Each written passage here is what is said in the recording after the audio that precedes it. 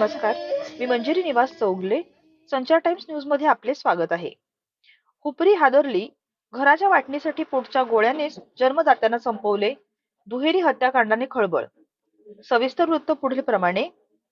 हातकणंगले तालुक्यातील हुपरी येथील alpha road Mahavir नगर ओंकार हॉस्पिटलच्या समोर असणाऱ्या नारायण गणपतराव भोसले वय वर्ष 78 व विजयमाला नारायण भोसले वय वर्ष 70 तसेच मुलगा सुनील नारायण भोसले वय वर्ष 48 हे एकत्र घरात राहत होते.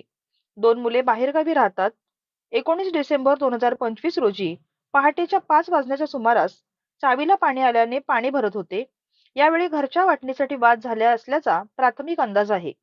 यावेळी सुनील नारायण भोसले याने रागाच्या भरात नारायण भोसले यांच्या डोक्यात दगड घालून हाताची नस कापली व आई विजयमाला भोसले यांच्या हाताची देखील नस कापली. यामुळे ते जागीच मृत्युमुखी पडले होते. सुनील भोसले हा स्वतःहून ठाण्यात जाऊन हजर झाला. यामुळे ही घटना ऐकून पोलीस देखील चक्रावून गेले.